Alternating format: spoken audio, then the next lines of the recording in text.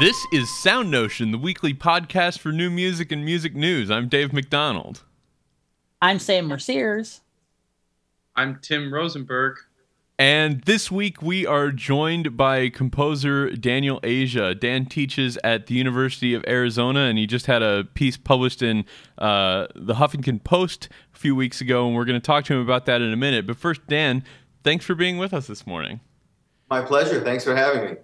So we were going to actually invite you on the show last week. The article that I mentioned was published earlier this month, and you were unavailable because you were talking at a symposium about one of your research interests, and that is, I guess, how would I express this? Expressions of Jewish religion in classical music. Would that be a good way to put it? Yeah, I think I say something like the Jewish spirit in classical music. So we did a symposium here last week on some of my music and that of Shostakovich, and had people coming in to talk about the Jewish influence in Shostakovich, the Jewish influence in my music. And then we finished with a concert that was really pretty cool, if I do say so myself. We did a piano trio of mine, a piano trio of Shostakovich, songs from Shostakovich's symphony Babi Yar, and then songs from my Fifth Symphony, which is called Of Songs and Psalms. I think I got it right. Well, we're going to listen to a little bit of that at the end of the show. That's our pick of the week this week. But maybe you could tell us a little bit about what you were talking about at the symposium. Well, actually, I have to tell you, I didn't talk. I just got to listen to people talk about my music. And that's a bizarre experience, I would think. It was very peculiar. It was almost as if I was dead and had gone to heaven and was looking down and saying, yeah, okay, I'm no longer around, so what are you going to say? You know, go ahead, do your damnedest. What did they say? Well, they talked a little bit. Jan Swafford came out, who's an old-time friend, and Jan, he and I have known each other since we were graduate students in Yale in the 70s, and we kept track of each other's music, and he reviewed my 5 symphonies and talked about some of the commonalities or the differences, Jewish influence in some of them, or how he approached them generally. And then a fellow named Aryeh Tepper, who wrote an article for, I think, Jewish Ideas Daily on the Fifth Symphony, spoke specifically about, well, not specifically, he talked about the notion of sacred and profane and how he feels that that's expressed, that notion, in a bunch of my music, including, obviously, the electroacoustic cycle by that title, and then how that idea is perhaps an overriding one in much of my music, whether I call it Jewish or not. Now, we should say that there are a lot people use the word Jewish to talk about people in different ways. There's the cultural group and the ethnic group, and then there's the religion. When you're talking about it, you're talking about the religion. Am I right? Well, isn't that a complicated question? It is a very complicated question. Perhaps you could explain. You bet it is. Well, there's simply no easy answer for that. Certainly, the Jews have been historically a separate group defined by a whole host of ways. One of them is being part of a particular place, namely Israel. 2 is being a particular religion, Judaism, and 3 is the cultural attributes of the people expressing their religion in the land or outside of the land in the diaspora. So that's about as best as I can put it to you. And some people, look, some Jews emphasize some aspects, some others, but all 3 are part of it. It's very different, obviously, from when we use the term Christian, which means anybody who lives any place. It's a universalist approach rather than a particularist approach. Having said that, so let me just go on. Sometimes people write reviews of my music and they say, well, he's a Jewish composer. He represents the Jewish condition wonderfully, if they say nice things. And I guess the question is, would you say that about Bach, for example, with the cantatas? Would you say, here's a Christian expressing Christianity? Or would you say, here's Bach expressing himself in all of his individuality, which includes being a religious Christian, yet it's something that is of universal consequence. So it seems to me that generally we all come at this from a very individual approach, that our music is as individuals by and large. And what we express is the totality of who we are, whether we are a Christian, a Jew, or something. And if the music is really good, it has some sort of universal implications.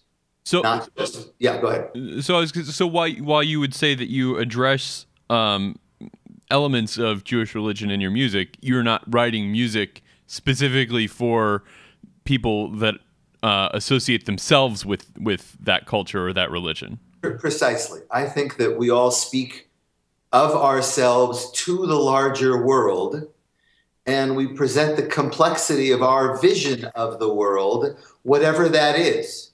And yes, that it has universal implications. If it's really good, it's good for everybody. I like to listen to Masho. Now Masho was a nice priest. Leota and Peretz were writing for the church. But what they did was write music that speaks to anybody whose heart is open, no matter what your religion or what your take on the world, it seems to me, as long as you're willing to enter into it. That's interesting. I'm curious about your thoughts on the use of music in religious practice. You mentioned Bach, and when we look at a lot of, not all, but a lot of Bach's religious music, it was intended to be used in regular religious practice. And I feel like that's an idea that we don't really talk about very much anymore. We might, as classical composers, write music that addresses those themes, but it's not intended to be a part of the specific practice of those religions. Does that make sense? I do indeed hear what you're saying. Look, I think there's some music. Well, I think we need to broaden the conversation just a tad. And that is to say that there is music which is useful for different situations, and there is music which is clearly meant to be available to different kinds of audiences. Let's just take Beethoven again, for which I'm getting knocked over the head. Beethoven's last string quartets are not going to be accessible or available to everybody. They're pretty rich and pretty deep. You got to spend a lot of time with those things. Whereas the symphonies, it's clear. He was writing music that he hoped and wanted was going to be available to much more of the common person. And I think that's a legitimate approach, or something that composers at least need to understand in some respects when they write their own music.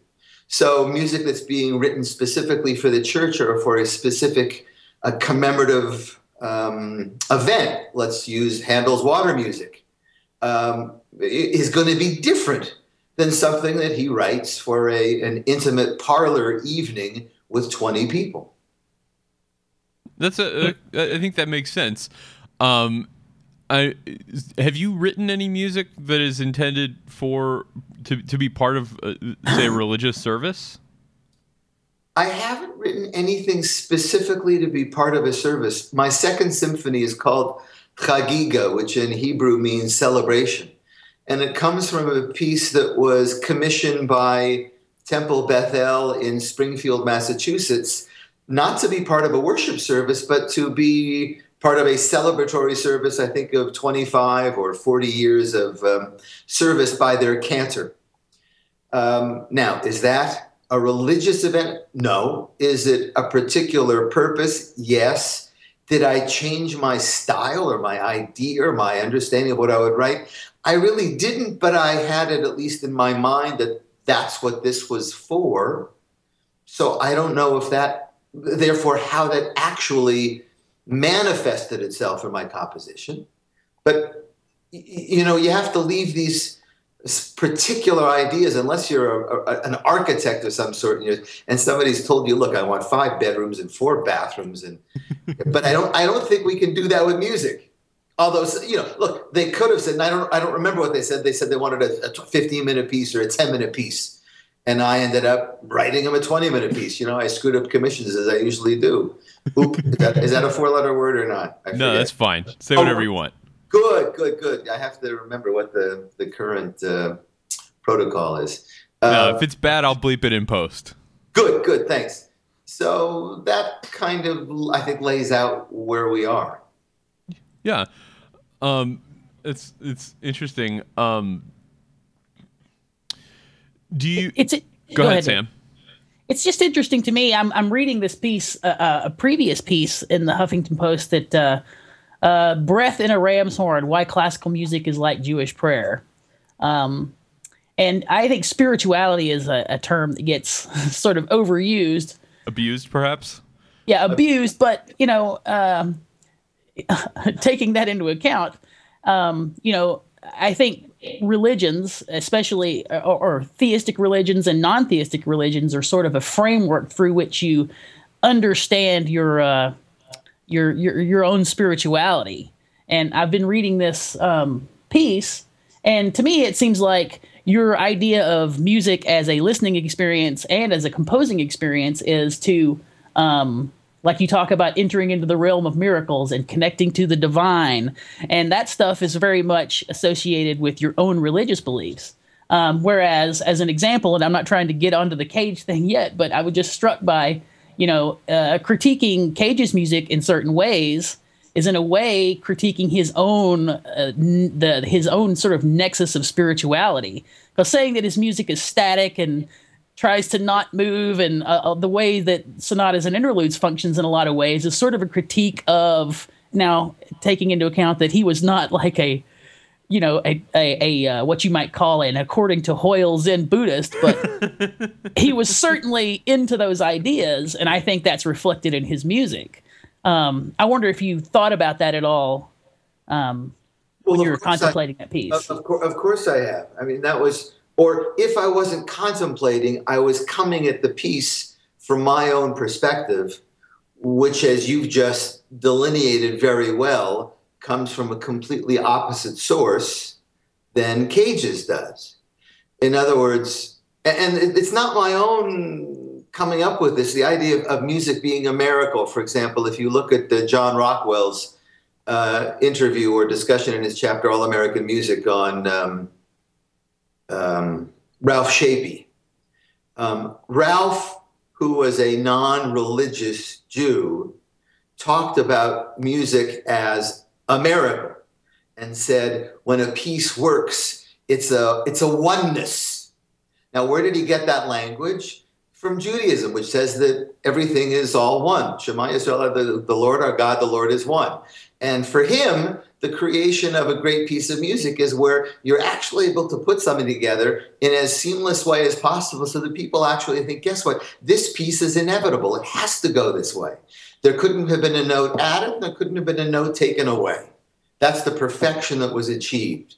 Now, we all aim for that. We all try for that. We know it doesn't generally work out that way quite as well as we would have liked.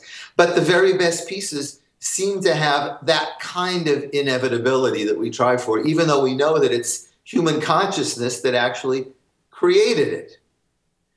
So, yes, that thinking very much comes into my own approach, both as a composer and as a listener. And I think, quite frankly, we're going to flow in and out of this article, I guess, in relationship to Cage and we can go there if you want. Well, I'll just go there for a second. Somebody called me on using the word transcendent as if somehow it's a bogus word that can't be used, that has no meaning, I suppose, particularly because we live in a by and large secular age. But I would simply posit that for most composers let's just say most composers, what is it that they hope that somebody is going to happen to somebody when they get to their music and listen to their music? I think the hope is that they find it so rich, so deep, that whatever word you use, I don't care if it's transcendent or something else, you're hoping that it lifts the listener out of his normal world into a place that, as you and I know, for us, music takes us. That's why we're there, for God's sake, because at some point in our lives, music did something for you, right? So that you said, I want to spend all my life, as frustrating as it is, as poor as I'm going to be, dealing with music. Well, I agree with that, except that you characterize the thing that music does to us as lifting up and exaltation. I think it's just makes just as much sense to think of it as music as something that calms us down and brings us down and levels us out and calms our thinking, takes us away from linear thinking instead of embeds us in something that's all about linear structure. And cage music does that to me in a lot of cases. I don't think I said that. I don't want you to be taken out of linear structure. I think that the experience that you have is beyond linear structure. Now, for me, look, again, so we'll go back to the article. I said the tonal enterprise, and people misunderstood that. Did that mean a Bach chorale? No, it simply meant to me that I think something basic to, and here, yes, I'll go out on a limb, to human experience, and particularly that in Western music, is the notion of some kind of journey, which is represented in what I would call the tonal enterprise. And then I was blasted, for not having quite my years right. So Léotin, Perotin, they're what, right around 1100? I would have to Somewhere go back. around there. Okay, so I was off by 100 years, 900 years. We're dealing with harmony. I was off by 100 years. We're dealing with harmony. We're dealing with counterpoint. We're dealing with expressive detail that isn't found in most other music. No other music has harmony the way we have. The tonal enterprise allows us to build large structural shapes that take us on a journey. And that seems to me part of what we do in the West and have done for a long time. Is it what we always have to do? Obviously not. But it's something that is very rich and very deep, and I think is very much ingrained in our conscious and subconscious at this point, by the time we become lively intellectual beings in our culture. And to suggest that we can completely jettison it for something else, I think is problematic. I'm not saying it can't be done. Let me also say, look, for polemical reasons, I drew the article pretty black and white. It happens. Yeah, somebody mentioned third construction of metal. Guess what? I think that's a pretty good piece. Some of Cage's early songs I kind of like. And then, like a few other composers of his generation, I think he fell off the tracks. And that's my own personal view. That's what I expressed. I said, sure, if you want to listen to this, that's fine. I'm not sure what you're getting from it, other than something that relieves you of having to think. It might take you to another place, but it's done in a way that I think compromises our full humanity. It requires that we decouple our intellect in a certain way from the rest of our listening apparatus. Because what I heard in that piece and hear in later Cage, and by the way, I'm not unfamiliar with it. In other words, I've conducted a bunch of Cage. I've studied the music. I know what's going on here, or what isn't going on.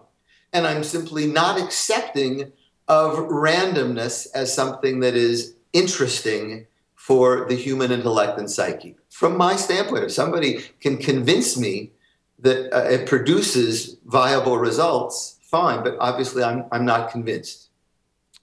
Well, I think the popularity of his music and the preponderance of people who genuinely enjoy it is evidence enough, in my view. And we can certainly have differences of opinion. But I do have some very particular problems with the way you sort of represent Western music and Cage's place in it. Well, let's get at it then. First of all, The Rite of Spring is a piece, and John Cage is a composer. And you start off with saying, why are we not giving all the credit to Rite of Spring and we're giving so much credit to John Cage? Well, they're not the same thing, first off. Would you agree? Absolutely. I think in my article, if I'm not wrong, I broadened it and I said, look, I've just heard 4 entire concerts of the music of Igor Stravinsky.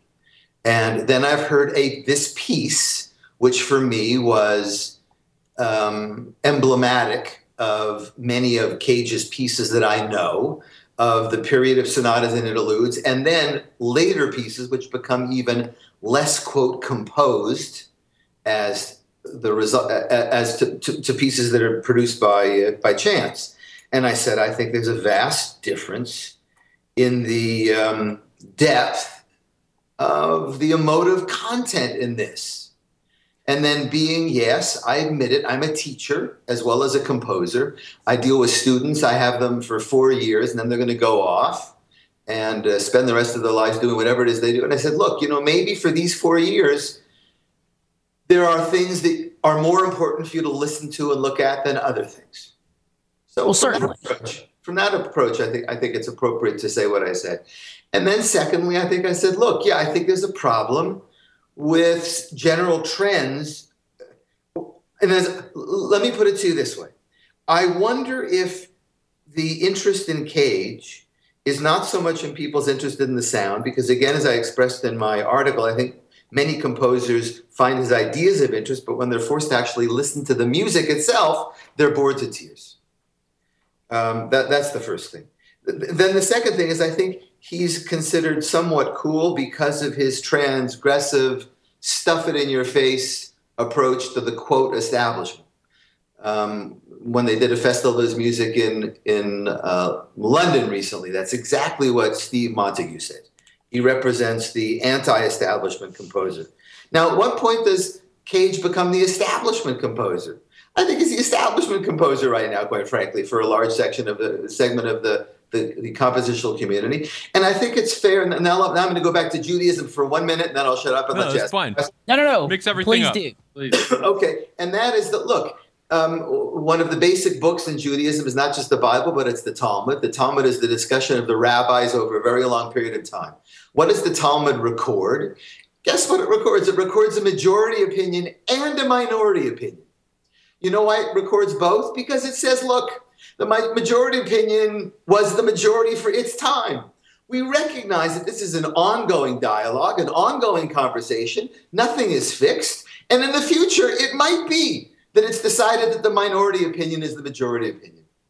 All I was expressing was my minority opinion, at least as seen, I suppose, to a segment of the compositional community. It's a great issue. There's clearly a large segment of the compositional and musical community for whom my views are the correct ones. So all this is, so for people who said, this debate, it was finished by the end of the 20th century, how can we possibly debate it now?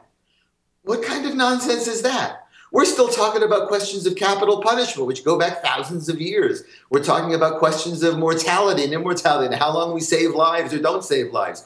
These are not questions that we're going to, quote, solve today and they're forever finished. These are questions that are fun to talk about. They'll be with us for a long time. Well, and then lastly, in this regard, Cage has the last laugh, as all composers do, because guess what? He wrote his music. It's there. Nobody can take it away. And now it's for us to argue about. Well, let me ask you this. Do you think that there's ever going to be a point in the next 100 or 200 or however many years at which we decide, Beethoven, maybe not that important? Do you think that something like that could ever happen? I don't know if that was Franco Terry's view on the matter or not. My take on it is this. Look, there are philosophers who deal with the philosophy of aesthetics. So human Kant, among the things they talk about, is the, quote, test of time, capital T and capital T. If something lasts long enough, is it possible, and enough people have reviewed it and said, look, this is something that has been meaningful for human beings for a very long time. It may be that the nature of, or that we think the nature of human beings is so different in our time that everything that humans have held dear for the last 2,000 years no longer applies. I'm old enough now that I don't believe that. I was when I was a young student. When I was growing up, I was told, you don't have to really know any old music. It doesn't apply to our situation today. Why should you study Bach? Why should you study Beethoven? Forget about it. Just study stuff since 1950. And it seems to me that the older I get, the less I realize that that's a real argument. So is Beethoven at any time going to be considered not a great composer? Not unless the entire way human beings view themselves in their relationship to the world. If that happens, if we become automatons or beings somehow not of the flesh or not of the spirit or not of the mind, if we become computers Maybe, but as long as we're human beings, I think we will recognize the greatness that has been expressed in all ages. Again, will that change? Look, in Bach's time, they thought Telemann was the great composer. Bach was an old fart, for God's sake. He was an old fogey. And then 100 years later, people said, wait a minute, Bach was the dude who really had something to say. So can that change? Yes, of course. In 100 years, maybe I'll be proven completely wrong. I recognize that as a possibility, or the winds will shift utterly. But with Beethoven, yeah, I don't think so. You don't think so with Cage. That you think that you're hey, right. Dan, about could you Cage. turn your speakers down just a touch, maybe? Sorry. By the way, we're getting echo coming from your speakers. Dan Asia. Okay, my speakers. That's an interesting. Okay. Just like whatever on the computer itself. Let's try that. You can you hear me? But now I can't hear you. Okay, how's that? It's probably Test it, Tim. fine. Okay. Is that okay? Yeah. Okay. So you think that you're right about Cage here, that his music is not going to be that important. Correct. I mean, that's my view right now. I leave myself the right in 15 years to confront his music again and then say, wait a minute, I was wrong. But I think, look, I've spent 40 years with his music, and I think, therefore, I have at least a certain amount of experience, or a reservoir of experience with which to say, look, I just don't think from my vantage point this is worthy of the amount of attention it's getting when there's this other music that I think is richer and deeper. Now, as people noted, Stravinsky has not been unattended to in this period. Yes. I was just simply noting that in certain circles within the new music community, that Cage was being touted, I think, to an extent that was not warranted. I mean, what I would prefer to see is the following. For example, I think Cage as an inspirational figure was great. I think that the music of Earl Brown, who's being feted in Boston as we speak at a symposium, is far more interesting than John Cage's music. I think Morty Feldman's music is more interesting. I think David Tudor's music, quite frankly, and Christian Wolf's work is more interesting than the music that John Cage produced for the last 25 years of his life. So I'd be much happy to say, look, here's a guy who had a profound influence on people, and let's listen to their music because it's really some interesting music. Now, do I have issues with some of Feldman's music? Sure. You know, I'm not convinced by pieces where either the audience or the performers or both have to wear catheters to get through the pieces. You know, 6 hours, give me a break. You know, it's not gamelan music where you're expected to come in and out and where the music is meant to be background music. I don't think. I think Feldman actually saying, I want you there 6 hours. Well, that might go beyond human capability and physical capability. A guy named Dutton in The Art Instinct says, look, you know, art objects have to be fitted at least somewhat for human capability. In other words, a 25,000-page novel that takes 25 years to read might be problematic.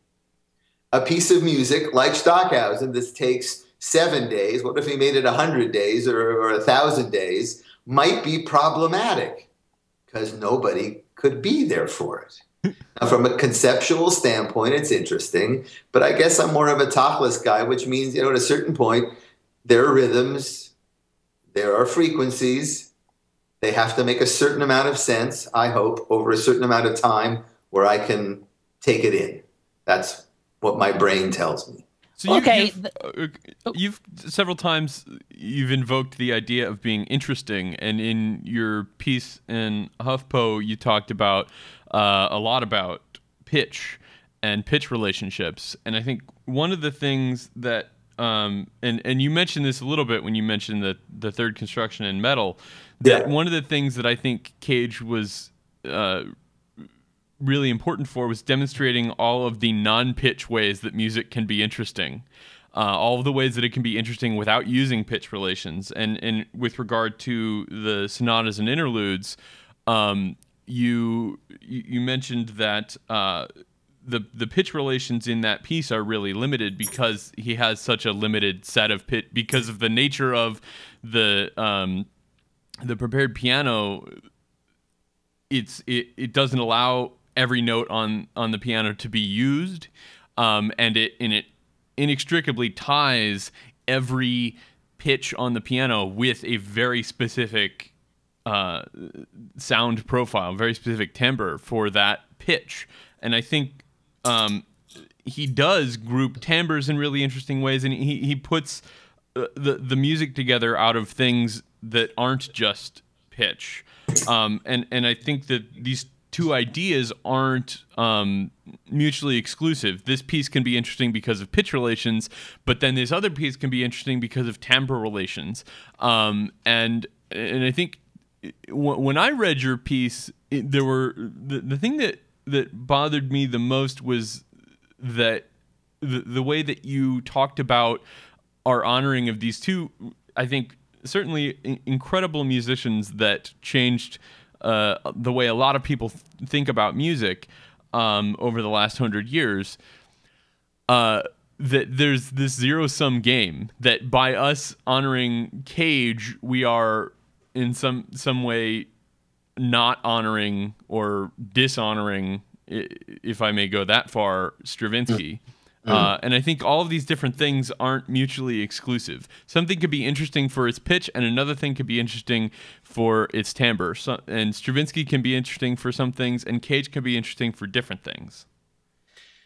So let's address the first issue, because you pricked me with a pin when you said Asia's into pitch relations, only because I had to laugh. I'm the one composer at Yale during the time it was there that refused to take Robert Morris's course on pitch relations. That I don't give a damn about this nonsense, because it was all about rows and numbers and that sort of stuff. So, yeah, look, I think pitch is interesting only in as much as I think, again, one of the greatness of the musical culture in which we find ourselves is that we're able to use pitch in a way that creates hierarchies which are deeper and richer than others. Does that mean that I focus all my attention on pitch? No, I love timbre, I love rhythm. I mean, we're American composers. How can we not have vibrant rhythm in all of our music? We get it all. Except, now let me say that. So here's the interesting question. Do any of the rhythms in later Cage's music make sense, or are they of interest to us in any way from our position as American composers? For me, no, because there's no rhythmic level to speak of. Can you explain what you mean by make sense? Yeah. I mean, look, Cage denied sense in his later music. That was the point.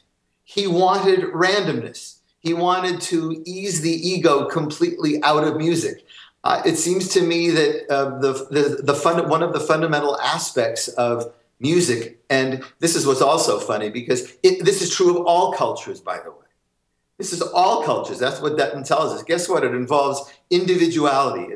It involves individual personality in the music, in the best people. Even in cultures where nobody writes down their name, everybody knows who the greatest artist is, who does it better than somebody else. It involves skill level. Guess what? People like somebody who does something really well, who practiced it. In other words, we take Cage scraping a cactus and we say, oh, it's fine because it's so cool. And then we say, and of course we love Indian music and we love gamelan music. Well, Indian music, Ravi Shankar wasn't scraping a cactus. He was practicing his butt off for hours a day so he could play his music. Anybody who's doing Japanese music or gagaku is working their tail off to figure out how to do this within the tradition in which they work.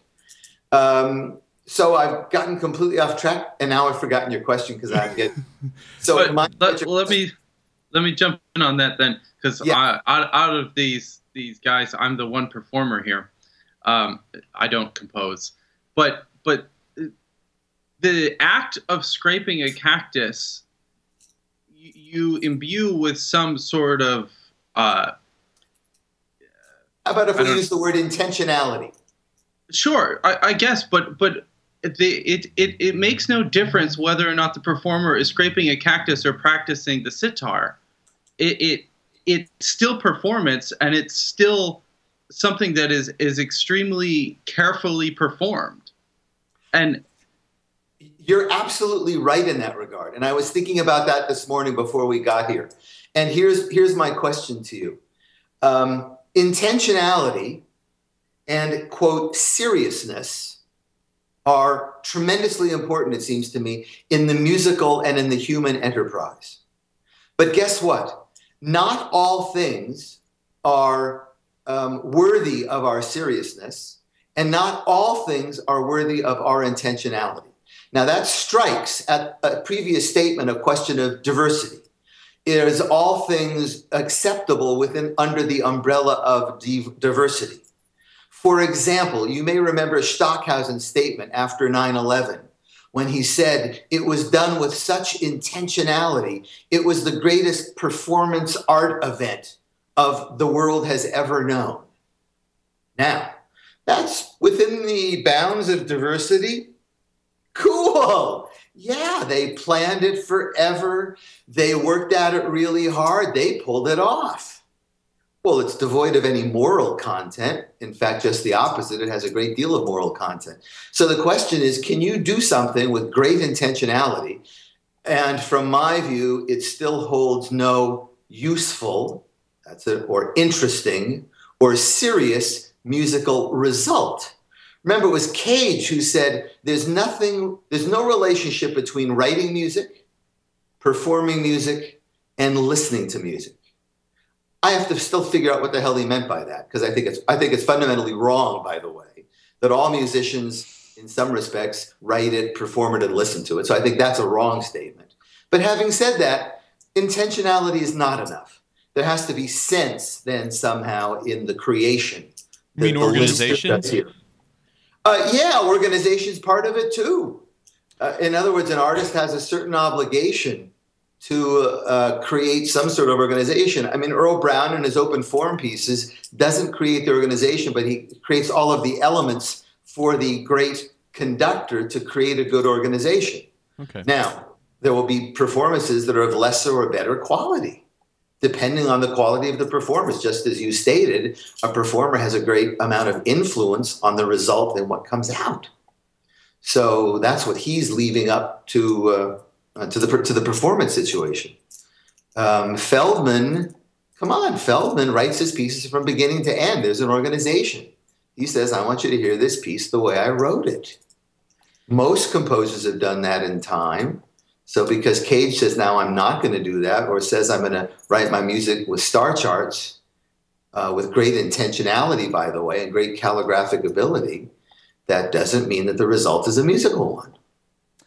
It seems to me, though, that you sort of understand the listening experience of a piece based on what you know about how it was crafted and how hard it was to make. And I think in, today's age, that's not as important as what it sounds like. Does it sound good to you or does it not sound good to you? And it doesn't matter whether or not someone had to work very, very, very hard to develop the technique to make that sound, or whether they made that sound by randomly moving their hands over a cactus that is amplified, which creates all kinds of interesting cross rhythms that just happen because that's what happens when you do that to a cactus. What's the difference? So would you find a piece for amplified cactus that had all those rhythms notated to be valuable in the way you think of it, and one that generates those kinds of rhythms by randomly moving your hand over the amplified cactus to be not valuable? Take as an example, Music of Changes by John Cage, which is chance operations, versus Boulet's Piano Sonata No. 1, which is total serialism, but when you listen to them, they sound like weird, abstract, random piano music. So the statement you've made, I think, is completely accurate. And that's why I detest both of those musics. And that's why I would, because they make absolutely no oral sense. They make absolutely no oral sense. And what you've defined is applicable. I mean, I don't want to go into politics, but where the far left and the far right meet, in the same way that in the far right and the far left in music they meet. Exactly. Both with the result that something for me is incomprehensible. Now, don't forget that you could convince me, for example, let me just give you the following scenario, or the joke, which I think is a good one. And that is, so I alluded earlier to skill level. And I said, the part of art in any culture involves somebody who's very skilled. So the guy walks through the park and he noticed there's a portraitist who's seeking business. And he sits down and he says, please do my portrait. And 5 minutes later, the portraitist is done. And it's an absolutely gorgeous work of art. And the guy says, so how much do I owe you? And the artist says, $250. And the fellow says, $250? You spent 5 minutes doing my picture. And the artist says, yeah, I spent 5 minutes now and 30 years of practice so that I could get it right. Okay, so you could convince me that John Cage has been practicing all of his life, and therefore whatever he does is informed by all of that experience. In the same way that when I listen to Miles Davis and I'm hearing him improvise, I'm saying I'm not just hearing him improvise now, I'm hearing the 40 years of his experience of approaching music, going into this idea that he's just created on the spot. Now, can I say that certain aspects of Miles Davis improvisation at certain periods I think are less successful than others because what he considered to be strong ideas became somewhat even foreign to his own framework that he set up? Yeah, I can say that. I can say that somebody's career, they're better when they're early, better and less good when they got to a later part of the career, in the same way that you'd say that mathematicians sometimes peak at age 25. So this is fortunately, this is not brain surgery where somebody's going to die or live on what we have to say, only that I'm going to say, yeah, even if John Cage's 50 years of experience comes into his Scraping the Cactus, it still doesn't interest me very much because I don't think he's doing things that are fundamentally musical in my estimation or compositional. Yeah, you're right. I'm making a judgment. I know we're not supposed to make judgments in this day and age, but I think at a certain point, I'm allowed to do it. I've got 25 years left or 20 years left. You guys have 60 years left. And then somebody else can make their opinions known and their judgments known. Well, I don't think that First of all, Sam doesn't have 60 years left. I look youthful, but I'm the oldest panel member normally. I think that's sort of saying that you can't express opinions or make judgments is not correct. I mean, I do it. We do it on the show all the time. Here we go. I hate John Mackey's music. He's unbelievably popular. I was just at the Michigan Educators Music Conference in Grand Rapids, and I gave a presentation on band instrument repair. And somebody brought up the Frank Ticheli clarinet concerto that was just completed. And I was sitting with a table full of band directors, and I expressed my complete disdain for Frank Ticheli's music. And I got death stares from everybody at the table. I think it's our responsibility when you think someone is getting a huge amount of play and you think that their stuff is schlock, you got to say it. So I am not in the camp with you on we can't express our opinions. Okay, so you just disagree with me in the evaluation of John Cage and his value for us as composers. Well, there's another aspect to that. Yeah. Well, let's pivot. Well, Tim, go ahead because you're going to want to talk. I was wanting to change. Okay, I just want to say that I think a lot of people's, from what I've read through reactions to the article and my own reaction to the article, although hearing you talk about it, you've given me a lot to think about. But I think that a lot of people's problem with the article is that you tread very closely to not just saying that you don't like Cage's music, but that it's not music. And I think that may be where people are having, a visceral reaction. Yeah, I agree. That you may be very close to saying that rubbing your hands up and down a cactus or writing 433 is not music at all. So is that something that you wanted to say? Well, I don't think I said that. It's a very interesting question, though.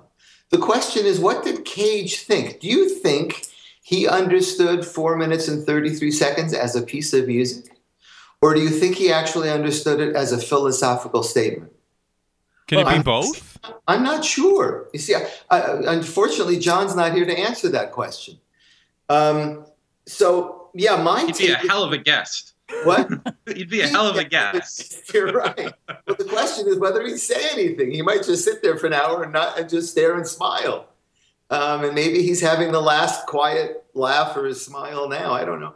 I think that Cage was in many respects questioning the nature of music and how far one could push the definition. I think that's part of what he was doing. And therefore, I'm sorry, I'm thinking on the fly here because I hadn't thought of it like that. I don't think I ever thought to say that what Cage is doing is not music. In sonatas and interludes, I think I was saying, from my standpoint, this is not successful music. Clearly, I was saying that. In a piece like 433, or in later pieces, I don't know where we keep on coming back to the cactus, but here I am in Tucson, I guess it's on my mind, or Atlas Eclipticalis or something like that. In other words, what is the difference between music and, quote, organized sound? So we talk about that now as another category, as an extension or another way of thinking about this. And we want to say that, yes, organized sound is now part of the musical landscape. When I write electroacoustic music, am I thinking in the same way or exactly the fundamentally the same way as I do with music with, quote, exact pitches and rhythms that I write out? No, I don't. But are there certain fundamental characteristics that I guess I consider the musical enterprise and that almost everybody subscribes to, by the way? I mean, whether it's Diamanda Gallis, whether it's Joan LaBarber, two vocalists. Why did I think about them? I don't know.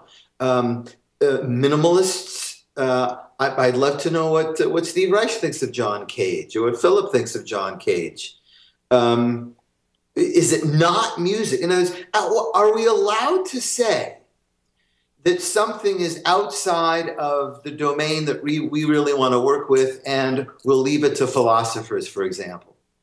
But that we as musicians don't find this very interesting. I guess that's what I was saying. I was saying for me, and I think a lot of musicians, this is not worthy of our time. And time is very, very valuable because that's the most thing. It's the thing that we have the least amount of. We always want more of it. And it's the medium in which we work. And therefore, I expect somebody to handle that with a degree of, I come back to this word again, seriousness.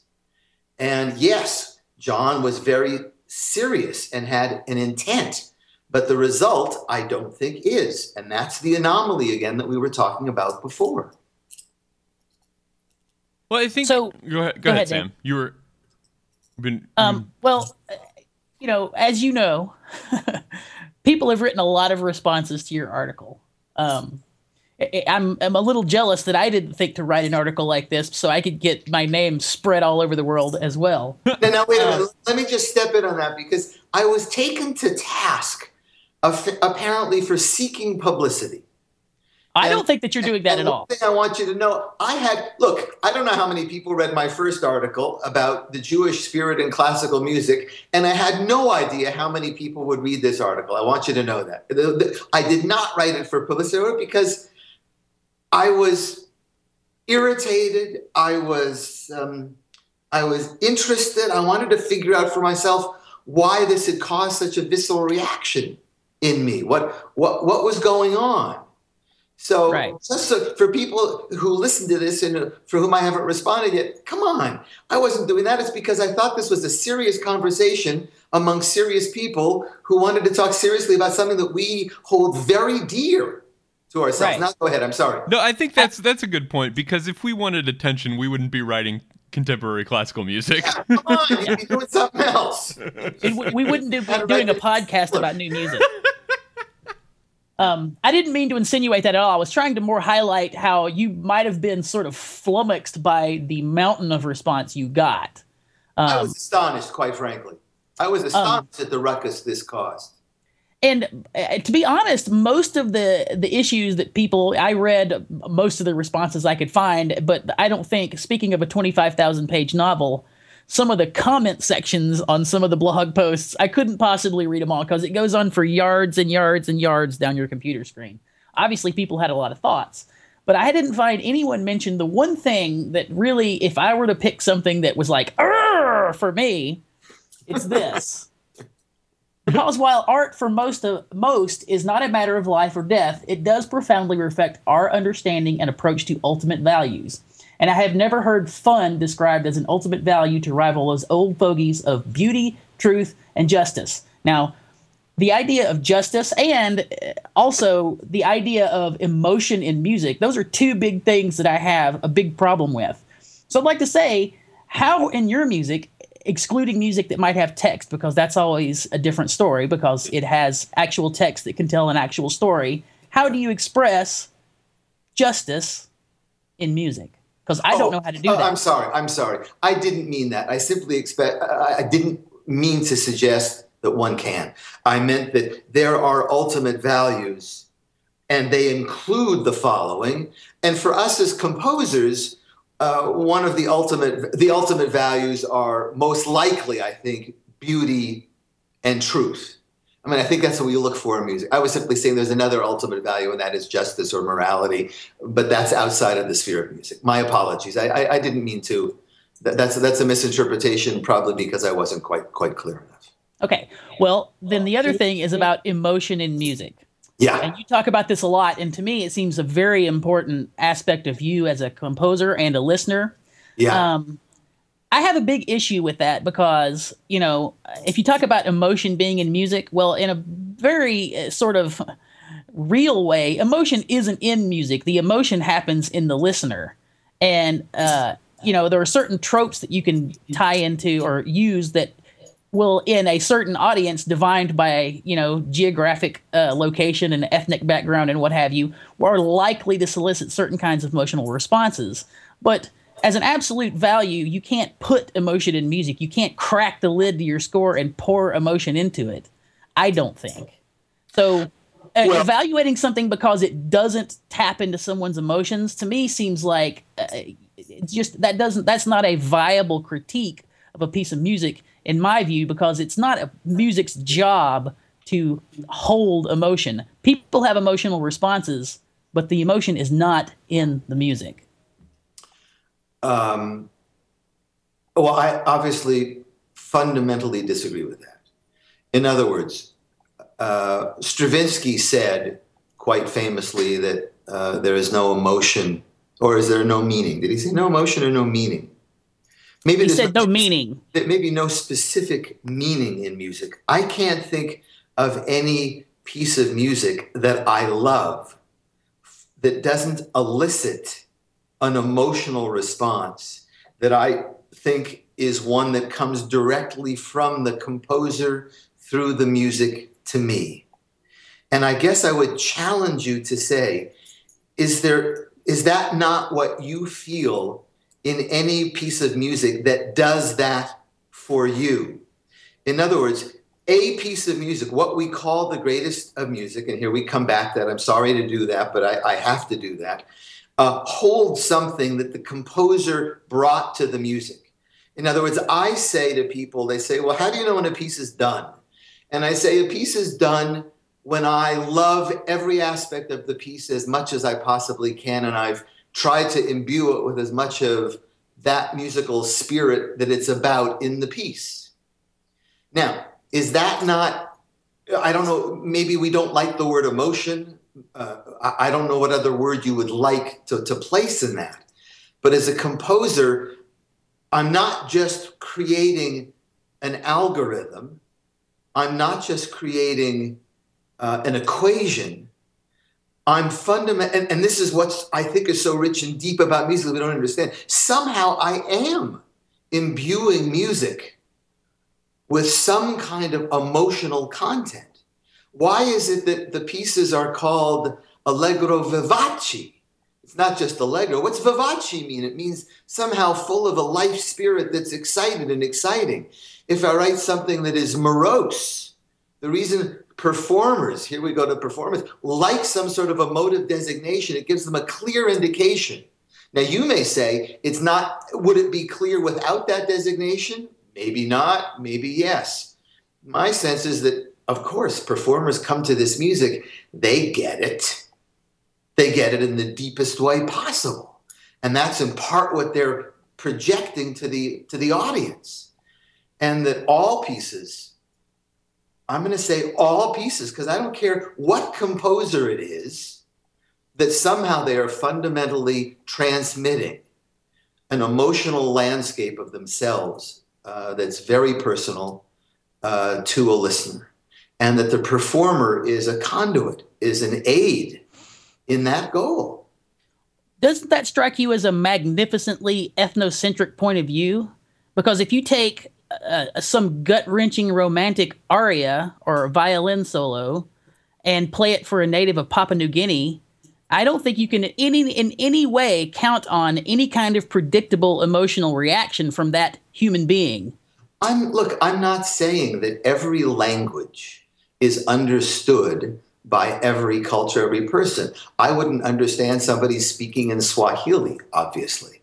So what you're saying, I'm not saying that music is universal in that sense whatsoever. However, what I will say is the following. What seems to be the case is that Western music has certain depth qualities that a lot of other music doesn't have. And that's why its fundamental nature, whether it's expressed in popular music or in classical music, has swept the world.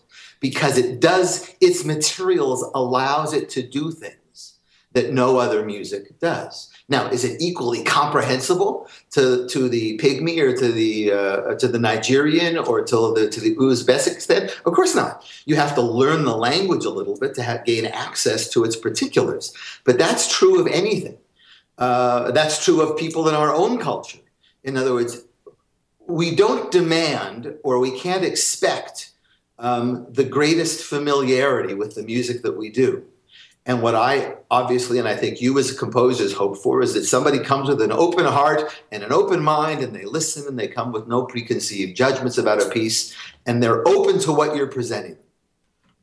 Having said that, here's what I've come down to in the last bunch of years. Okay, I've written 5 symphonies. Well, it has occurred to me that for somebody to understand my symphony or what a symphony is, it wouldn't hurt if they'd heard a Mozart symphony and a Haydn symphony and a Beethoven symphony and a Liszt symphony and a Mahler symphony. It can't hurt their experience. It can only better it. Is that so far-fetched to say, that the more you know, the deeper your experience can be? And that, in fact, it would be useful, for example, for college students to have heard some of these pieces rather than going out into the world and never having heard a piece of Mozart, Beethoven, Mahler, Stravinsky, Schoenberg, etc. Because that's where we are now, by the way. In other words, everything is equal. We're saying you can take a course in the history of rock and roll, which is exactly 50 years old, and that's just fine from our standpoint. You can do that instead of listening to the composers that I've just mentioned. Is that what you want? Is that what you want as a composer? Is that the true diversity? I think that the preponderance of the music you're mentioning, people absorb so much of it in their life, or music that sounds either like Beethoven or Beethoven himself. Do you think that when you listen to a film score, you're not hearing enough embedded Beethoven influence that they get that idea? Oh, no, I think you're hearing absolute junk, which by and large, which imitates and is a very sad representation of certain moves that have appeared in music in the past. And I think John Williams has been to the detriment of the musical landscape to a huge degree. Because there's another word that we have to use, and that's authenticity. What is authenticity? It's the true. Yeah, it's something that's real. It's the difference between a Rembrandt and a ripoff of a Rembrandt. It's the difference between seeing a real painting and seeing it flash upon the screen in Bill Gates' living room for 2 seconds because he's bought up the copyrights so that he can do that. Well, you don't get the brush stroke. You don't get the intensity of color. You don't get the connections of materials. You don't get the argument. You get a fatuous, stupid, silly representation using the language of something that it appropriates and misappropriates. So is that the real thing? Of course not. Well, how much music by composers who are not film composers fit into that same category? I think lots and lots and lots. So now you've come down to the real ugly, basic truth. And that is that in any age, in any time, guess what? In music, there's only 2 or 3 real geniuses who stand apart. I disagree with that. I completely disagree with that. Let me continue for 1 minute before you disagree completely with me. That's in part where the animus from the, quote, compositional community comes. Because everybody wants to say, look, I'm part of the community. I have a piece of this pie. My voice deserves to be heard. And guess what? Telemann is not as good as Bach. Salieri is not as good as Mozart. And Zemlinsky probably isn't as good as Schoenberg and Stravinsky. They're nice, and there may be a couple of pieces that are going to last. And for us composers of this age, it might just be that we're going to have to say, guess what? We're going to have a bunch of composers known by 1 or 2 pieces. For example, I'd say Berio is a superb composer, but I think there are only going to be 2 or 3 pieces that are going to last. I think Ligeti is a fine composer, but I think he knew it. I think he knew he couldn't quite get to what he wanted. And that even the etudes at the end of his life, some of them are pretty good, but lots of them aren't going to last. Are they like the output of Stravinsky or of Mahler or of Beethoven? I'm sorry. I just don't think it is. You cut me deep with Berio and Ligeti right there, I want you to know. I know. Look, they were my favorite too. And I still love certain pieces. I teach Kammerkonzert. I teach Symphonia. I love the folk songs, but I don't think the sequenzas, are what they're cracked up to be. I just don't. I don't think they last. So, these now things, you're really going to get the hate mail now, because I know a lot of people who love the sequenzas. I know. I mean, I say these things offhand. You see, now somebody's going to jump down my throat. And I will say there are some restless natives in the chat room that are curious about your. They think that you kind of implied that Western music is superior to other cultures' music, and I don't think you meant that, but maybe it sounded like you said that. So I want to give you the chance to explain what you meant. Okay, I'll make it real simple, I think, in this regard. I think that one has to be at least somewhat choosy about, quote, our music. And I think at least, look, at the beginning of ethnomusicology, most of the studying went to other, quote, high art musics. Okay, musics that were distinctive, that had particular characteristics about them, that had traditions, that had high skill level, that had virtuosity, that had depth of emotional content. There's that word again. That even had breadth of composition. That had acknowledged pieces where you could say these pieces are idiomatic and representative of higher quality than others. Who had performers who were recognized as being extraordinary in their own areas. So once that gets then pushed through, and now we have a hip hop minor at the University of Arizona. So now we've already decided that a medium that's less than 30 years old is already worthy of academic study. Yeah, I have problems with that, because for me, at least, I'd like to say, look, generally we don't settle things for about 50 or 100 years. It takes that long to really determine if something's going to last or not going to last. Do I think Western music is better? I'll say the following. I think Western music has certain characteristics that unquestionably set it off from any other music. And I think that's indisputable. You mean just distinguish it from those? Yes, no other music has make it different. No other music has harmony. That's all. It doesn't. In other words, you can talk about gamelan of certain sort of harmonic textures, but in a fundamentally and completely different way than what we do with Western music. And I think that those aspects, a guy named Charles Murray, I shouldn't bring up his name because somebody's going to find out who he is, and then they're going to say, oh my God, this guy likes Charles Murray. But Charles Murray, in his book on human innovation, says, look, there's certain ideas that have transformed humanity. They've changed the way we interact with the world. And guess what? He says one of these, quote, meta ideas is the Western understanding of counterpoint and thus harmony. In the same way that he says, by the way, the sense of abstraction in painting is a meta idea, because no other culture moved away from the mimetic or the representational until in Western art form we moved into abstract in a conscious decision. So, yeah, that's something that sets Western music apart. and allows it to do things that no other music can do. That's pretty exciting. And I think all I would say in that regard to finish up is that if you leave out those aspects, you're leaving out some of the greatest possibilities. Does it mean that you have to? Every piece has to be a contrapuntal masterpiece or a harmonic masterpiece? Of course not. It's simply to say that if you don't use those fundamental ideas in your music, you're leaving out things that can give your music great depth or greater depth. That's all. That's fine. But really quick, while the chat room kind of has the floor, I want to pass along a question from Rachel Yoder in chat. Friend of the show, Rachel Yoder. Rachel. You know Rachel? No, I don't know Rachel. Oh, okay. I'm just trying to make this this Skyping medium more personal. Oh, okay. So she asks, I'm interested to hear how Daniel's personal views about Cage affect the way he teaches Cage to his students. If he thinks Cage is unimportant, does that mean that there is no place to talk about his work, even if used as a philosophical statement, in the curriculum? So well, that's an interesting question. And the answer to that is my students get Cage in their undergraduate coursework. In 20th century theory and in 20th century musicology. In the class that I teach to graduate students, which is music since 1950, you're absolutely right. I do not teach Cage. I'll tell you what I do teach. I teach Messiaen. I teach Crumb.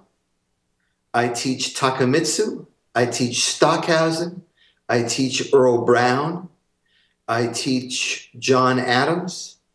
I teach, what else? I teach Rzewski. And I'm sure I'm leaving somebody out. Okay, what do all of those composers have in common? I guess. I'm going to at least posit this. I haven't thought about it. They are all music where I think the pitches themselves, the rhythms themselves, the use of register, tessitura, structural shape, fundamental notions of journey through a piece, all hold to some extent. Even in Takemitsu? I'm sorry? Even in Takemitsu? Oh, yeah, very much so. Okay. Very much so. I mean, look, the piece I teach is Rain Spell. I mean, Takemitsu, the reason I like to teach Takemitsu, one, I love his music. Two, I think it's absolutely stunning and gorgeous. And three, because here's a composer, I think, who has chosen to find a path that combines the best of his understanding of music of the East combined with music of the West. In other words, there isn't a piece of his that doesn't have a climax, by the way, that I've come across. It's differently prepared and very different from a climax of Rzewski or of Messiaen. And Messiaen, by the way, is not a completely Western composer either, in as much as his music is so influenced by music of India and Greek music. But he takes that in to elaborate upon and broaden the context of what I think is a Western framework, because his music is all about harmony. It's all about timbre in a very deep and rich and augmented way. So yes, in this case, I don't teach Cage, but notice I also don't teach Babbitt and I don't teach Boulez, okay? Because those are aesthetic choices that I've brought to the course. I've said, I only have 14 weeks. I have 14 pieces that I want to present, one per week, and I have to make choices. I'm not the person for you to study Boulez with, because I can't be an ardent advocate for what I hear. But now, and in terms of Cage, what I do teach is Brown. So I teach Brown within the context of Cage. I say, here's the New York school. Here's what I'm choosing to represent it. because I think it's the most successful. Here's the philosophical framework in which this lies. You now might want to go off and do your own paper on a piece of Cage or a piece of Christian Wolff or a piece of Morton Feldman. But I'm coming at this larger school through Earl Brown because I find that music personally to be the most interesting on the musical level, and I'll make the case for it, why I think that's the case. I'd like to backtrack a little bit to something that I was thinking earlier when you mentioned geniuses and masterpieces. Okay. To me, the idea of a genius is a worn-out, useless idea, and making masterpieces is a worn-out, useless idea in today's age. We sort of retroactively apply the moniker of genius and masterpiece to pieces that were really only that way by way of access and how efficiently the music can be distributed. Everybody has access, and music can be distributed, at a moment's notice, quite literally these days. And taking that into consideration, I think that the idea of we're going to evaluate an age by the few masterpieces, even saying that is pointless to me. And that's one of the failings, and I think one of the things Cage was trying to get at is that it's sort of a worn out, and there's not a lot of mileage left in the idea of finding the guys who are the masterpiece makers and sort of worshiping them, And I agree. I don't think Cage considered himself as writing masterpieces. I think he was writing music that had a different sort of idea about what music should be and do, which is much more in tune with the way music is actually used in today's age. And I wonder what you think about that. Sure. Well, I think I don't think I'm wrong. I think I'd say that you're a utilitarian in some respects in how then you view music or ideas. And I guess what I would ask you to think about or ask yourself, would you apply those notions to any other sphere of human endeavor, be it art or any other? In other words, somebody can design a plane, but if it falls from the sky, it's not a particularly useful design. Right. That there are certain more successful ways of understanding the universe that we've determined get better the more we know. In other words, a Copernicus revolution is useful because we discover that not everything circles around us, but rather we circle around the sun, as do other planets. That's a different useful idea. Now that's, you can say, a physical one. I'm not suggesting that we evaluate every piece as it is performed, as it is presented to us within the category of masterwork or not a masterwork. We don't know these things. We're in the midst of all of this. Having said that, I think it's very fair for us to say that as we review things in the past, we conclude that these things were most representative, most successful, somehow clearly heads and shoulders above what other people were doing. Because certain people do things better than others, whether we like that or not, in almost all spheres. In other words, we have to say that somebody was a better choreographer than somebody else. We have to say that somebody created a better movie than somebody else, or else we'd be watching everything from all time at every time. If we didn't make a difference between composers, we'd be listening to all things at all times without being able to discriminate, and we wouldn't have the time to do so. So it seems to me that the word discrimination and even the word connoisseurship, that both of those words are useful to us. That as human beings, we must discriminate and say something is better and or more useful to us than something else. That's why we use Arabic numerals, by the way, and not Roman numerals, because they are more useful to us in the way we interact with the world. As composers, I think it's useful for us to be connoisseurs and say, guess what? This is more interesting to me than something else, and make the case for it.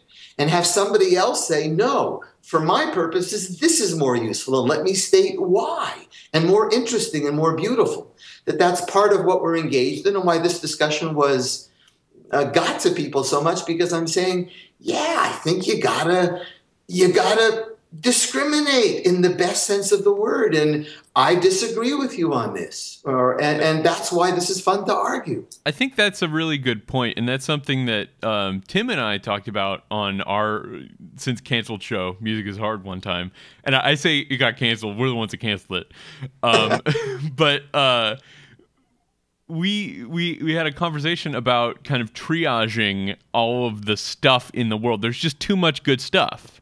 There's too much really good music. There's too many really good books. There are too many really good films. You can't see them all. And at some point you have to learn to live with the idea that there's some really great art in the world that you will just never know about. And so I think in that regard, what you're saying is perfectly reasonable. I'm not arguing, by the way. I've just been reading Copeland's book on music and imagination. Copeland was a very interesting guy. You know, he was down to earth. He wrote music for film. He wrote other music. The piano variations were not accepted when he first wrote them. The piano quartet was not accepted. And he said, you know what? I think these are good pieces. Sooner or later, people are going to wake up and say, yeah, these are really good pieces. Okay. I think he also said, by the way, that the musical culture is stagnant precisely because of what you just said, which is, what's this masterpiece nonsense? You're cutting down the available pieces that people hear to about 15 pieces that orchestras are playing now. I completely agree with him. I'm not saying you don't play new stuff, just the opposite. I think every orchestra concert should have, okay, one piece from the past and 2 or 3 brand new pieces.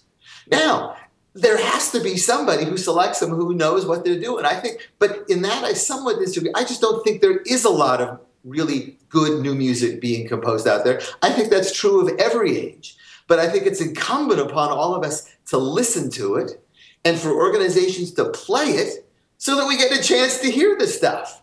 In other words, I go to a new music concert and I expect not to like 90% of it.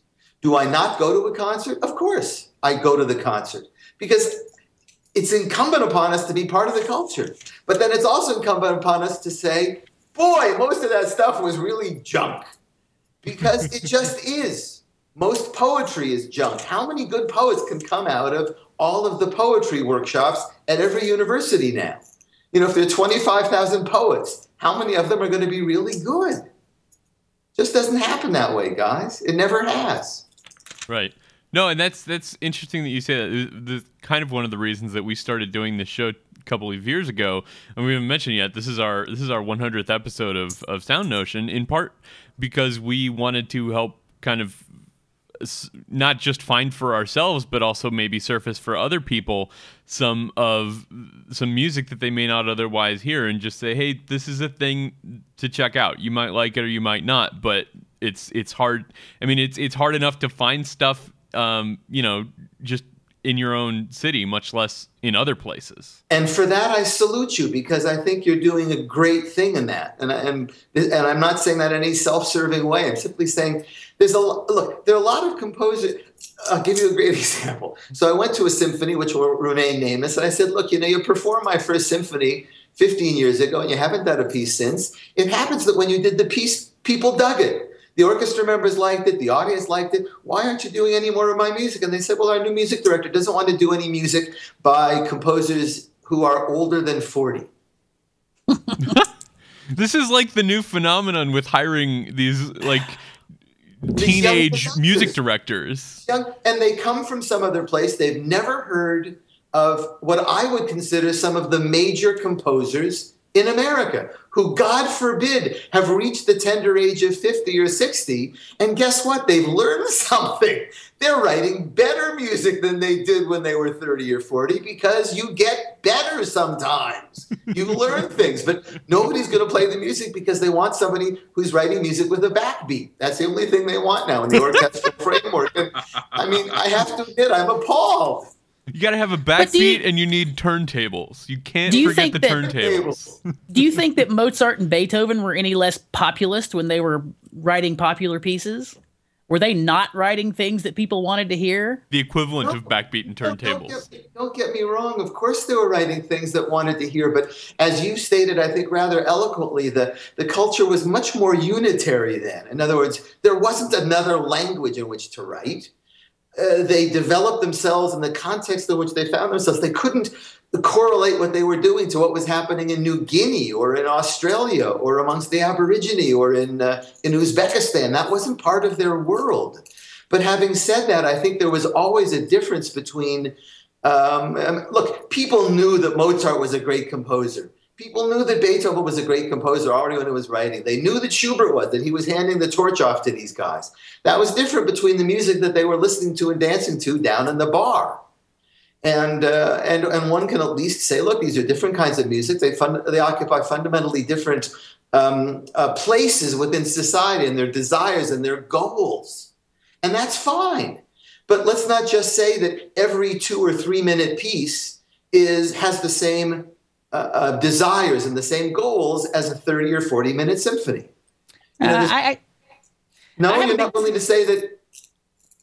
I agree that with the basic premise of what you're saying, except in regard to length.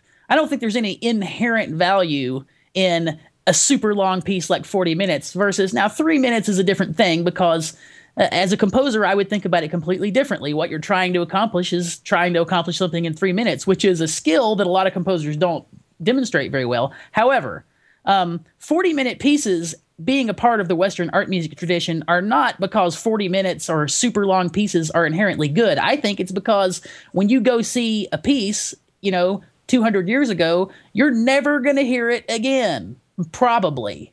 So it's 40 minutes because it's a huge event. Music is not a huge event like that anymore because there's way more of it. It's distributed way more easily. It's way more accessible to way more people. That's the difference. So music that's shorter now is responding to the culture that it lives in. You've said that a couple of times, and I didn't comment. And I think you're absolutely right. And I think, though, that whereas you see that as sort of the nature of the landscape and something that by that, and therefore that we must accept, my concern is that we essentially, excuse me for using the expression because I'm not going to mean it quite the way I say it, but a dumbing down of the possibilities. Only because, let me continue. And that is because, look, a painter, as you've just stated, if you're focused on a 3-inch by 3-inch canvas, the relationship between the parts, the architectural design, has to be completely different than what you would attempt with a piece with 20 minutes or 30 minutes, which is true in the musical domain. As you've said, the kinds of materials you use for a 2 or 3 minute piece would be completely different than that for a 30, 25, 40 minute piece. I agree. I'm only saying I think it's important for us as composers to be able to work on different sized canvases and not be restricted to the 3-minute canvas. Because some arguments that are worth listening to take longer. Some thoughts are richer and or deeper and demand greater breadth. And if we only, therefore, write for what is the marketplace at this point, then we're limiting the kinds of statements we can make to the 2.5 to 3 minute statement. And I think as composers, we have to argue against that. And I think we have to argue against also for real listening. I mean, one of the things I tell my students, so you're in this class, guess what? You're going to have to really use your ears in a way that you don't when you're listening to your iPod walking from class to class, because you're not really listening to that music, are you? You're not fully engaged. You're listening, you're looking at the landscape, you're thinking about where you're going, you're eating some food, and you're listening to the music as background. But real music demands something of you. And that's what we get this notion, by the way, of, contemplating the beautiful piece of artwork. Well, contemplating doesn't mean just contemplate, it means being fully engaged in it. And we're losing active listeners now because we're telling them it's okay to think about something else. We're bringing in video in ways that demeans the listening experience. Now, where the two go hand in hand, maybe it means something. But it's a problem for us if we lose the capability just to hear in a deep and rich way. And I think that's something that Pauline Oliveros, by the way, again, you might say, oh, why am I bringing up Pauline? She's not exactly my musical aesthetic. You're right. But what's Pauline arguing? She's saying, wait a minute. You've got to really listen. And whether that means getting into the sound of Lamont Young of a five-hour sound wave, or into the 5-hour piece of Feldman, or into the 3-minute piece by whomever, you've got to fundamentally engage. And that's what Cage is telling us, by the way. I agree with that. You must engage. I just don't think he's giving us much to engage with. That's where I'm fundamentally at odds with John. Agreed. I think we all would agree with everything you just said about listening and Pauline Oliveros. I was just joking with Tim that all those things you just said are things that Tim tells his students in a course he designed about listening. Okay. See, there may be much more commonality in what we're all saying than we realize, and that somehow. Go ahead. I think so. Absolutely. I'm not putting this on. I really think that you've given me a lot to think about. Although I think we still are probably going to disagree about the usefulness of Cage's music. I don't believe that along with Cage, I don't believe that he ever implied a use. It just is. Yeah. But you seem like that over the course of time you've decided that that's not something that is very valuable to you, and I think that's okay. Yeah. Or just not terribly useful to me. Look, if I go out for a meal, a fast food meal, I just assume it was a great fast food meal as opposed to what I would consider a mediocre fast meal. If I go out for a gourmet dinner, I want every course that I'm paying for to be absolutely fabulous. That's all. It can be very different in what the tastes are and the kinds of meals I go to. But I guess my aesthetic expectations remain high, whether it's French food, whether it's Indian food, whether it's American food.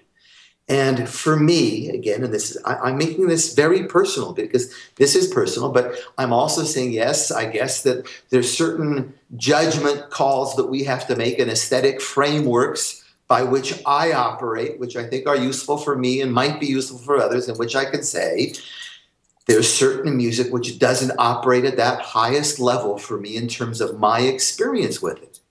Now, John Millbauer said, look, there were 200 people who loved the piece, who loved sonatas and interludes, and came up to him in the course of the week and said, it was fabulous for me. It took me to a place I hadn't gone before. Okay, I would want to argue with them a little bit and say, okay, it took you to a place. Now, is the music fundamentally strong enough to hold up to do that again? And can you say that you remember anything about what you listened to? In other words, there are ways to get to particular states that I think are less valuable than others. And as I can get to a same high state by smoking dope, but I don't, right? Because it has other aspects, and there are ways of having pleasure that are not artistic ones. All artistic and things should give us pleasure, but not all things that give us pleasure are artistic. Yeah. So that's a problem for me with Mr. Cage. I think ultimately the thing that grinds my gears that we keep going back to over and over is that ultimately it's an opinion based on the usefulness of the music, and for you that hinges upon emotional content, you know. Okay. And it disregards the fact that Cage is trying to disavow that kind of approach. You're absolutely right. And I'm saying I don't think in our culture it's valuable now to disavow that approach. I don't think music is about being useful. Art is about a beauty that is in and of itself. It is not meant to be, quote, useful. And that, yes, that all great art has emotional content in it. And that even though we have trouble defining where it comes or what it is, we know that in the greatest of art, it's always present. I have one more persnickety little, you wrote this thing for you. Uh-oh. You could tell because he's got his notes. Yeah, now you're getting serious. You make the statement that undoubtedly Stravinsky and Schoenberg are the two most important composers in the 20th century. I think there's a strong argument for that, but I think people would disagree with you. But I think you at least intimate that you're not a huge fan of Schoenberg's music. And you obviously, a lot of your critique hinges upon Cage's disengagement with one of the richest resources for expressive stuff, which would be harmony. Well, didn't Schoenberg work to pull the feeling, as Cage says he has no feeling for harmony? Didn't Schoenberg come up with a way to pull the feeling out of harmony? Wasn't that what he was doing? Yet he, in your opinion, deserves consideration as an important master, or a genius of the 20th century. Yeah. I think you have found a weakness in my argument. High fives. And it's only taken an hour and a half. It's only taken an hour and a half. I think I find some of Schoenberg's music highly successful. In other words, I think Pierrot Lunaire is a real strong piece. In other words, whether I like it, Wernan said on the cover, of the Non-Such recording, that cuddling up to Pierrot Lunaire is like cuddling up to a porcupine.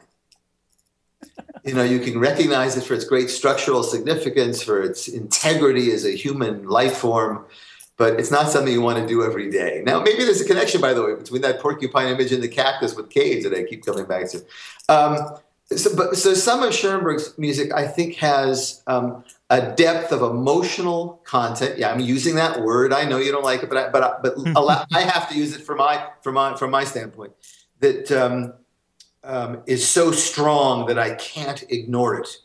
In terms of harmony, now that's an interesting question, because I've just been listening to Schoenberg for the last couple of days in getting ready, because I knew you were going to ask me this question.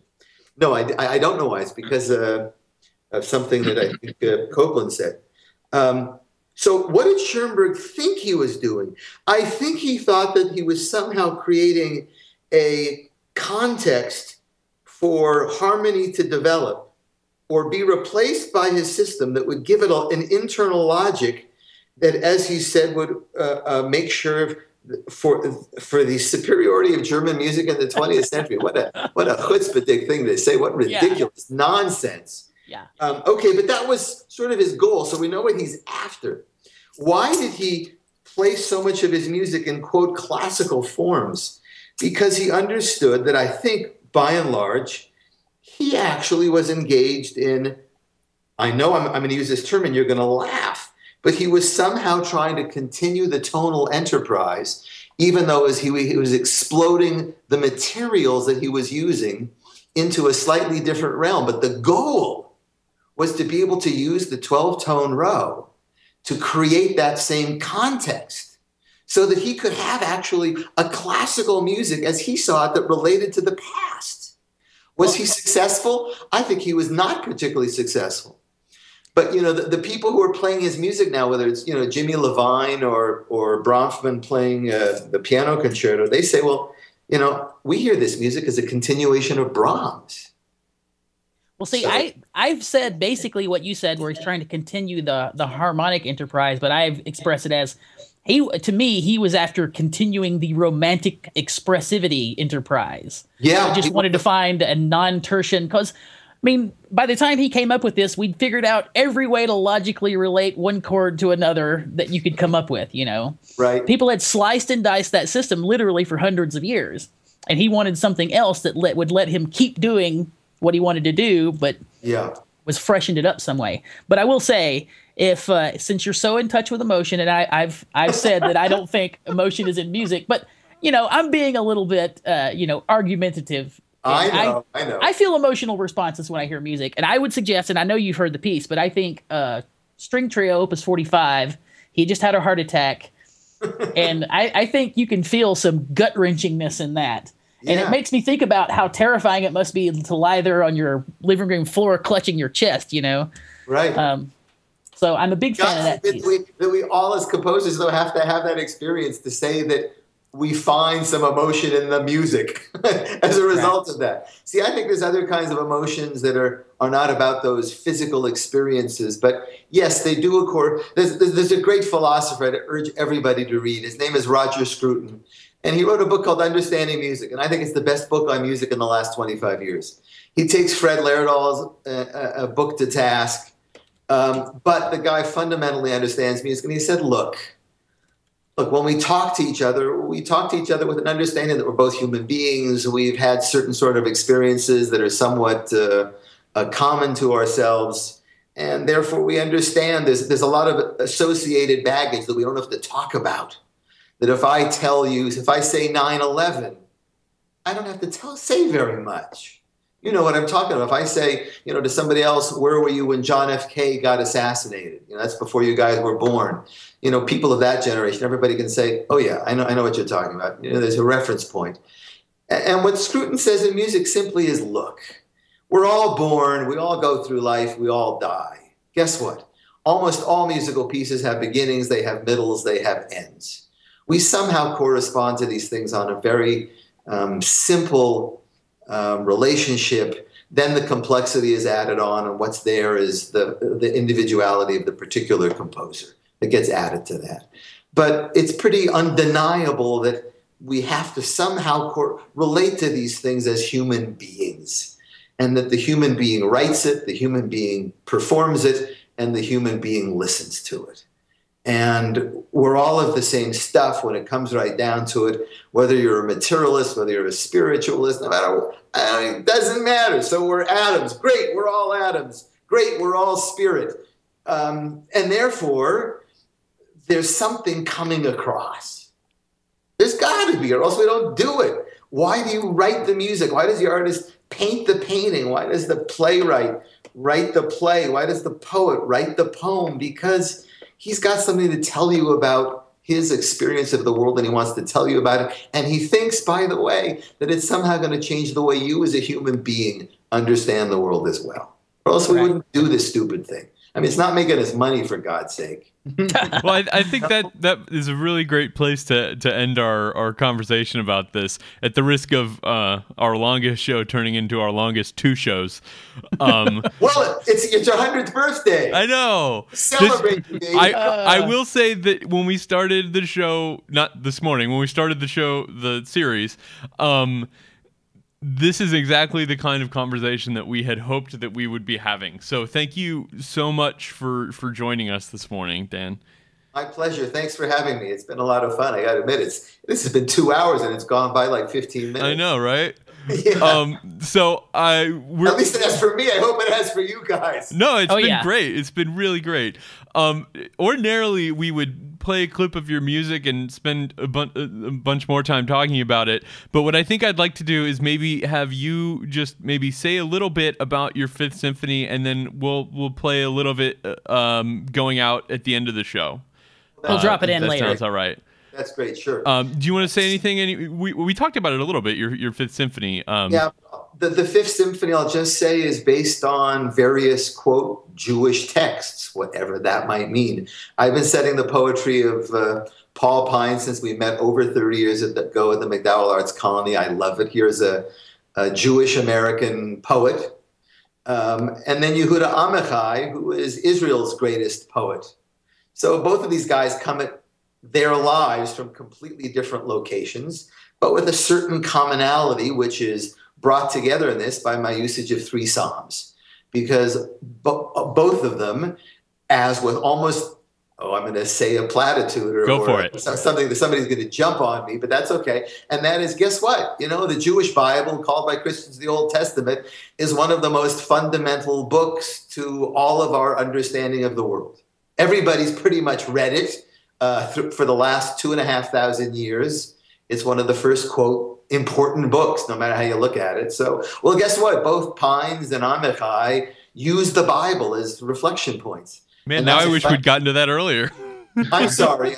Yes, it's one of the interesting points about us as humans, that we can look at something that long ago and say, damn, maybe that's important to the way I view the world. Or when we listen to an older piece of music that really excites us, whether it's Maxwell Davies looking at the Renaissance or or somebody else, or Messiaen using isorhythms, all of a sudden we're saying, wait a minute, the conversation's been going on for a long time, and I can tap into any part of the conversation I want, use it. So having said that, I'm sorry, I'm getting off track. So I set these 3 different kinds of poetry from David, King David, from Amichai, from Pines, and I've tried to set it in what I consider, quote, symphonic form, in the way Mahler would use texts, which is it has an overall shape and an architecture. We talked about longish pieces, so it's 35 minutes long, that hopefully has something to say over the breadth of its time. So your listeners are going to listen to 2 or 3 minutes, maybe 5 minutes. Maybe from that they'll say, oh, I can now go listen to this entire piece and get an idea for what the larger statement is trying to do. Absolutely. We're going to play, like you said, a short excerpt of this at the end of the show, but in our show notes, we're also going to link to the YouTube videos so you can see the whole thing. And that's going to do it for our show this week. Thank you so much again to Dan for joining us this week. It's been a pleasure talking to you. Thank you to those that joined us live, watching the live stream, and joined us in chat to participate in our conversation. It's been really great having you guys joining the conversation today. To read more about the stories that we've been talking about with Dan, his original Huffington Post piece about Cage last week, his previous one from this past fall that we talked about at the very beginning of the show, if you can remember back that far. And we'll link to a bunch of the responses as well that we've addressed throughout the show. And that's going to be on our site, soundnotion.tv/SN. If you'd like to watch our show live, we do the show every Sunday around 11 Eastern Time. And you can watch at soundnotion.tv/live and join us in chat, as so many did today. You can also connect with us on Facebook or Twitter. We're at SoundNotion as a group on Twitter. We're also all individually on Twitter. I'm at Dave McDowell. Sam is at HouseGoy. Tim is at Tim Rosenberg. Dan, are you on Twitter? I haven't figured out Twitter yet. That's fine. I'm way behind you guys. Well, when you do, let us know, and we'll pass it along to everybody. Thank you for having me, guys. Also, this has been really a lot of fun. So there's that word, not just fun. I think it's also exciting and meaningful and full and useful. So please subscribe to our show on iTunes, and it'll download every episode automatically. SoundNotion's introduction includes music by Patrick Gullo and video by Tyler Lepp. Thanks again for watching, and we will see you back next week. I was taught to recite the 23rd Psalm at bedtime before entering a wilderness that left me scared late into the night, calling out to a Father who would not comfort me, and wondered at the assurance David wrung from fear. A boy so small, a slingshot of a boy like me, who understood that shadows form an underground stream, from which he had been set adrift.